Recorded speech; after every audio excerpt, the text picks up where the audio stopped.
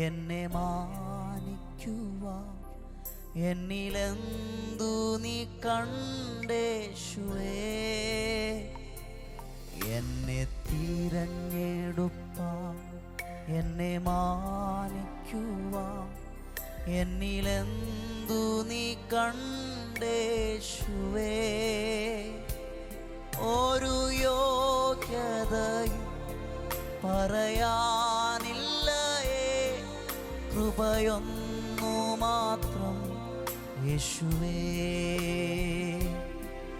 ഒരു യോഗ്യതയും പറയാനില്ലയേ, കൃപയൊന്നു മാത്രം യേശുവേ. ഒരു യോഗ്യതയും പറയാനില്ലയേ, കൃപയൊന്നു മാത്രം യേശുവേ. വോയിസ് ഓഫ് ലവില് ഇന്ന് കർത്താവ് നമുക്ക് തരുന്ന വചനം ഉൽപ്പത്തി 16:13. ഒന്ന് ശ്രദ്ധിച്ചാട്ടെ. അപ്പോൾ അവൾ, എന്നെ കാണുന്നവനെ ഞാൻ ഇവിടെയും കണ്ടുവോ എന്ന് പറഞ്ഞ് തന്നോട് അരുളി ചെയ്ത യഹോവയ്ക്ക്, ദൈവമേ, നീ എന്നെ കാണുന്നു എന്ന് പേര് വിളിച്ചു. ആമേൻ. ഹാഗാറിനോട് ദൈവത്തിന്റെ ദൂതൻ സംസാരിച്ചു കഴിയുമ്പോൾ അവൾ അവിടെ വെച്ച് ദൈവത്തിനൊരു പേര് സംഭാവന ചെയ്തിട്ട് വരികയാണ്. എന്നെ കാണുന്നവനെ ഞാൻ ഇവിടെയും കണ്ടു. ദൈവമേ, നീ എന്നെ കാണുന്നു. കാണുന്ന ദൈവം. എന്തോ ഒരു വചനമാണത്. എന്നെ എത്രയോ വട്ടം ഈ വാക്യം ബലപ്പെടുത്തി. പലപ്പോഴും നമ്മൾ ചിന്തിക്കുന്ന കാര്യം, എന്നെ കാണുന്നവൻ ആരുമില്ലെന്ന്. അബ്രഹാം കണ്ടില്ല, സാറ കണ്ടില്ല, മരിച്ചാൽ മതിയെന്നോ എങ്ങനെയും പോട്ടെ എന്ന് പറഞ്ഞ് ഉപേക്ഷിക്കുമ്പോൾ വഴിനീളെ കരഞ്ഞും വിലപിച്ചും തൻ്റെ ഉദരത്തിൽ വരുന്ന കുഞ്ഞിനെ എങ്ങനെ വളർത്തുമെന്നും അല്ല മരിച്ചാൽ മതിയെന്നൊക്കെ പറഞ്ഞ് മരുഭൂമിയിലൂടെ അനാഥപ്രേതമായി നടക്കുന്നവൾ, അവളോട് ദൈവദൂതൻ സംസാരിച്ചു കഴിയുമ്പോൾ അവിടെ അകത്ത് നിന്ന് വന്ന വാക്കാണ് എന്നെ കാണുന്നവൻ. ഹല്ലേലൂയ. പലയിടത്തും മുറിഞ്ഞും തകർന്നും തളർന്നും ചേർത്ത് പിടിക്കേണ്ടവരും പൊതിഞ്ഞു പിടിക്കേണ്ടവരും ഒക്കെ എങ്ങനെയും പോയി നശിക്കുമെന്ന് പറഞ്ഞ് തള്ളിക്കളഞ്ഞ് ജീവിതത്തിനകത്ത് അലയുന്നവരെ കർത്താവ് നിങ്ങളെ കാണുന്നുണ്ട്. ഇന്ന് നിങ്ങൾ പറഞ്ഞൊരു കാര്യമുണ്ട്, എന്നെ കാണുന്നവർ ആരുമില്ല. കാണുന്നു എന്നതിൻ്റെ തെളിവാണ് ഇന്ന് നിങ്ങൾ കേൾക്കുന്ന ഈ ദൈവശബ്ദം. എങ്ങനെ എൻ്റെ കുഞ്ഞിനെ മുമ്പോട്ട് വളർത്തും, എങ്ങനെ എൻ്റെ കുടുംബം പുലർത്തും, എങ്ങനെ ഞാൻ ഈ പ്രശ്നത്തിൽ നിന്ന് പുറത്തു വരും, 4 പേര് അറിഞ്ഞാൽ തകർന്നു പോവും, എങ്ങനെ പുറത്തു വരും, മരിച്ചാൽ മതിയായിരുന്നു. ഇല്ല, അവിടെയാണ് ഹാഗാറേ, എന്താ നിനക്കിവിടെ? അവളെക്കുറിച്ച് ദൈവം നാളുകളെക്കുറിച്ച് പ്രവചിച്ച്, ഉദരത്തിൽ വളരുന്ന സന്തതിയെക്കുറിച്ച് പ്രവചിച്ച്, ആമേൻ, അവരുടെ ഫ്യൂച്ചർ എന്തായി തീരുമെന്ന് ബോധ്യം കൊടുത്തു കഴിഞ്ഞ് അവൾ അവിടെ നിറങ്ങുമ്പോൾ അവൾ ആ ദൈവത്തിനൊരു പേര് കൊടുത്തു, എന്നെ കാണുന്ന ഒരു ദൈവമുണ്ട്.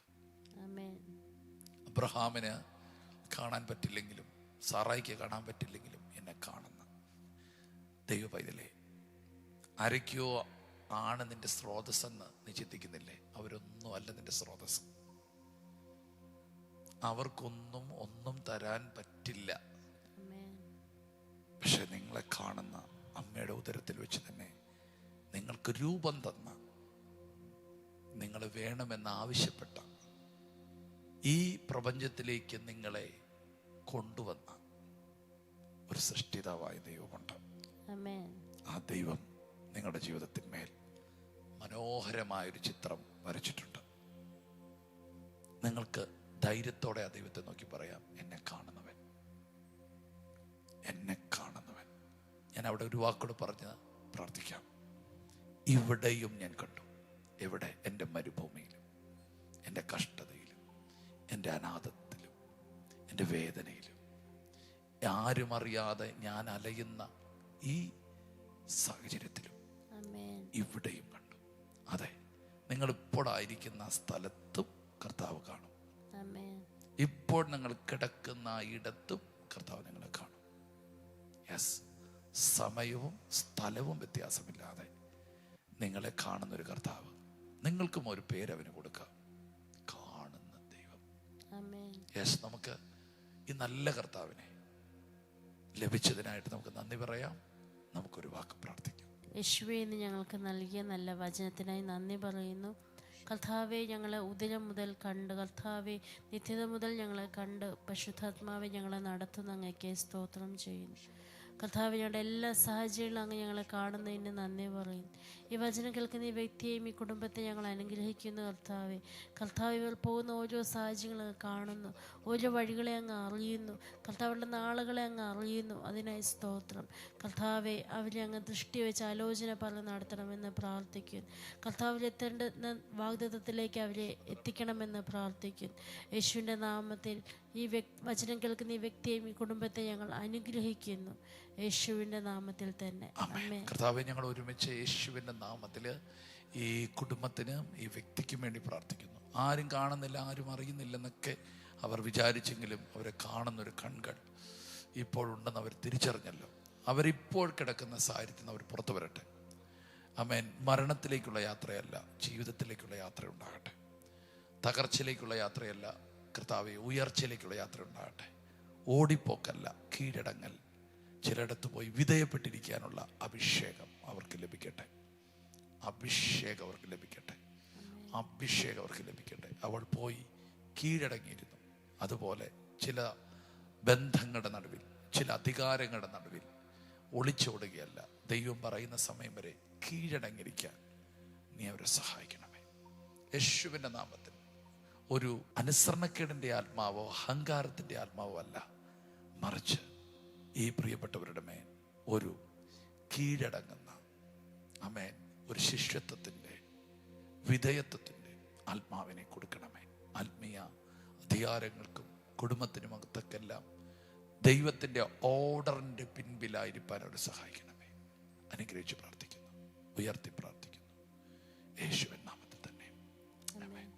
God bless you. കർത്താവ് നിങ്ങളെ അനുഗ്രഹിക്കട്ടെ. നിങ്ങളെ കാണുന്നവൻ കൂടെയുണ്ട്. ശലോം. എല്ലാ ദിവസവും രാവിലെ ഇന്ത്യൻ ടൈം 6 മണിക്ക് വോയിസ് ഓഫ് ലവ് എന്ന ഷോർട്ട് ഡിവോഷൻ ലഭ്യമാണ്.